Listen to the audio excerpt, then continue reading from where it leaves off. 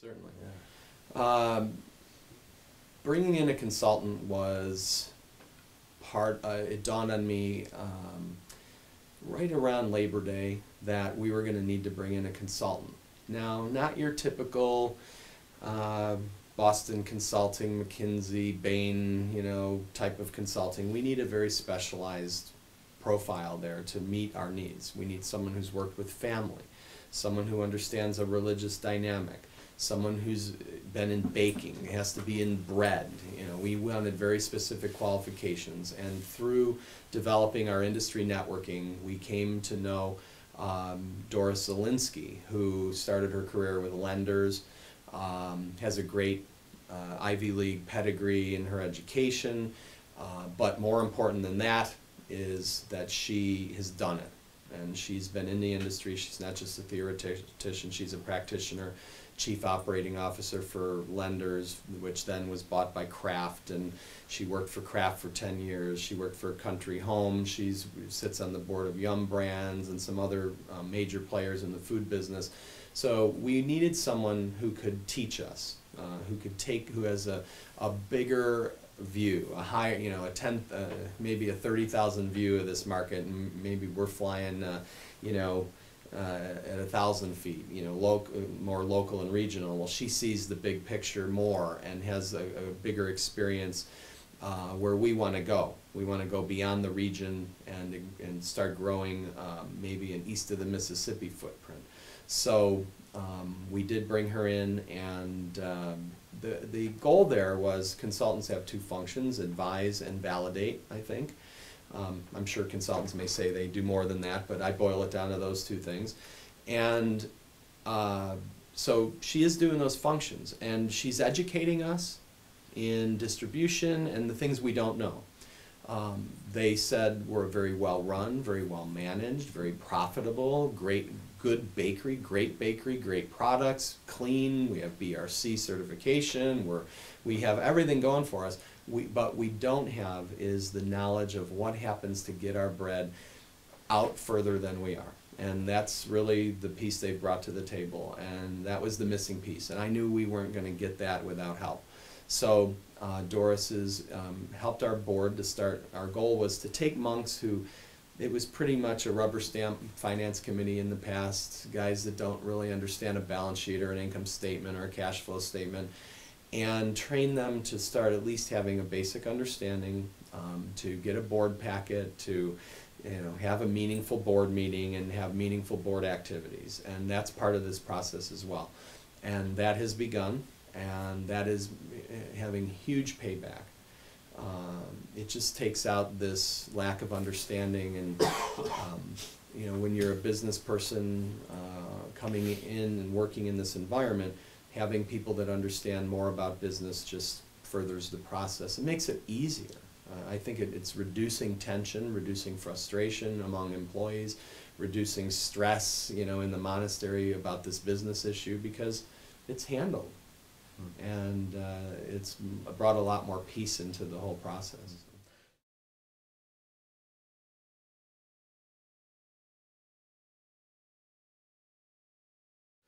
Yeah, she called it homework, and so what their homework was, and I do this every Tuesday and every Sunday afternoon after church. I go to, I stop in Wegmans and Tops and scout out the territory, and then every Tuesday on my way into work I stop at a Walmart and another Tops, and then periodically float around. And the homework was to go into the store and to go into the commercial bread aisle, to go into a grocery store, look at your bread, evaluate how it looked compared to all the other breads, observe the commercial aisle, but also the deli, in-store bakery area, and then anywhere else where there was bread, okay, or baked goods. And the result of that field trip by our board, which this is a cloistered abbey, so they don't go grocery shopping, there's one person that goes and does it all, was very much an epiphany.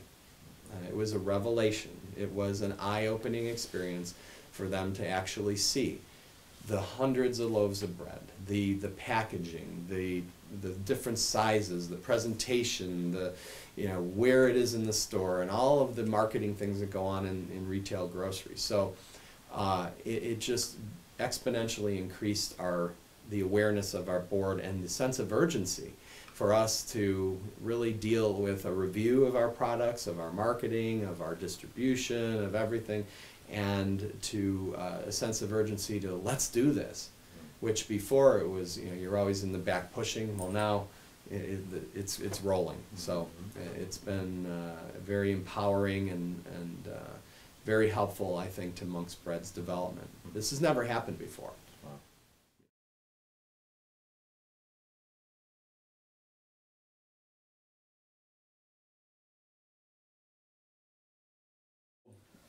The process is that we're building the business for to fund the mission. So that's our starting point, our ground zero, and everything we've done.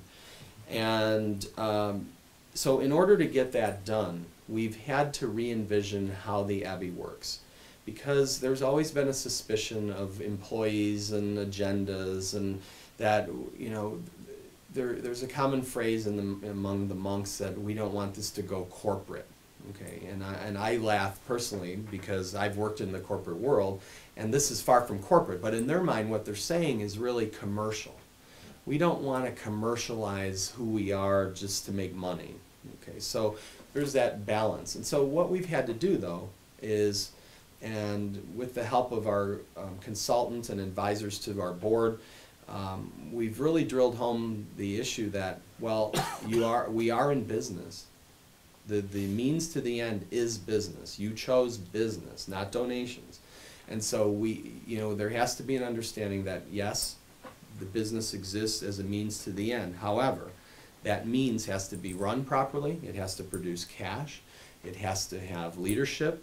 And it needs all those elements that produce success. The success to me is a byproduct of doing things right.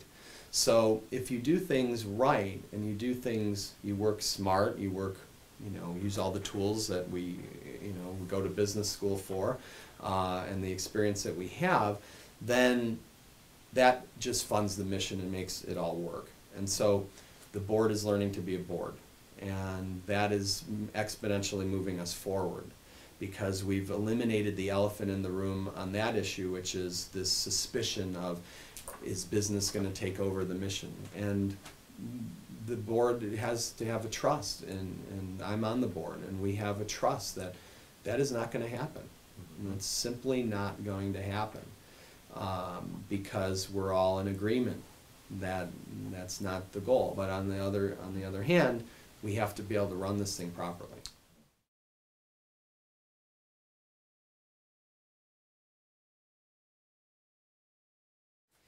The mandate approach was developed, after several years of being here. The first couple of years, I started to understand all of the dynamics, the organizational complexities that exist here. And there's many. There's religious, there's a sociology issue, there's psychology issues here, there's political issues in any organization, there's financial issues. So there were all these things at work, and to cut through it, I saw that governance was really what was the boogeyman. Okay, it was really a root cause of a lot of, I guess, just slowdown and lack of progress. It would just, you'd hit a wall, and it wouldn't get past there. And so I said, we have got to take this. The business would, we identify things, we talk about tactics, but we never got to strategy, because there was always that suspicion. There were always, are we going to go corporate, and all of those issues. So the big issue was control. And I need to unpack that. I need to tell you, there was a monastery in another state that had some business people come in as a management group to run their industry. And they turned it into a $40 million business, and then it grew even more. They're in accounting textbooks, this case.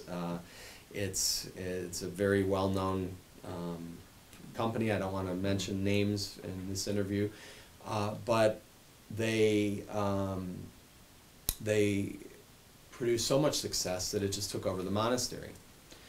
And what ended up happening was the order came in and just closed the monastery and closed the whole thing down and said, this is not what we're about. So this monastery never wants that to happen, and the monks, it's a legend that's told in all the monasteries. This just happened within the past 3 years, so this is fresh. And they said, that's not what we want. So every other year, every 2 years, the house, the monastery that birthed this one, that started this, comes and does a review of the life and of the mission of this monastery to keep it on track. And we have that coming up next month in January. And so every 2 years, you're going to have to give an account to an outside audit from the religious order. And that, in the last audit, that was a question that was asked, was how are you going to make sure that control is not lost like this other monastery? And knowing that this was the big concern and the big fear and the big issue, I said that to myself, we have to get rid of that fear about losing control. And the best way to do that was to make sure that they knew they are in control. And so we used just a basic traditional board structure with a board that creates the vision, and because it's a family industry, no products, no changes ever go out to the market without the family signing off on it, tasting it. In our business, many successful food businesses owned by families, right down, even lenders, riches. I mean, the Wegmans, nothing goes onto those shelves that has their name on it unless they taste it and then approve it. Not uncommon. So these are the kind of steps that I took to give full transparency, full power to the board, but at the same time saying that since you're an aging community and you can't do this by yourself anymore, you issue a mandate. You give us the marching orders, and then you have to take your hands off and let us do our job. Okay, and that idea began to take root, and has begun. It's still it's a big transition. It's a lot of change, and it requires more patience than we would in the business world, where you just begin to communicate that, and you get sponsorship and buy-in, and it's done. And then it's a matter of communication and implementation. Well, here it takes a little bit more time to let that work in, but it is working in, and it's changed. It's already changed the way that we do things for the positive. There's still owner agency issues that need to be cleared off the table in the future, but we're on the way.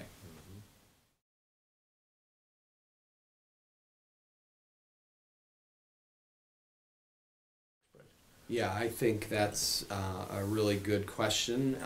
On our people, on our human resources side, I think the monks always are very pro-employee. They might not like the fact that it's not all monks anymore, but they're past that emotionally, and they've dealt with that. I think that that is something that they will be open to. They've always wanted to take good care of their employees. I think it's a matter of education. They really don't know what's going on out there in terms of taking care of people. A lot of times they harken back to maybe when they left the world and came into the monastery, the way it was.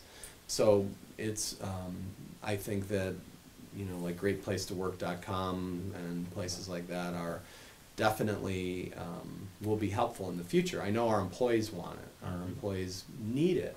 They need to come to a place where they can be dedicated and to know that it's a place that's going to further them in their career and in their development. And I think that adds to, I think that always having a quality workplace ends up in the quality of your product.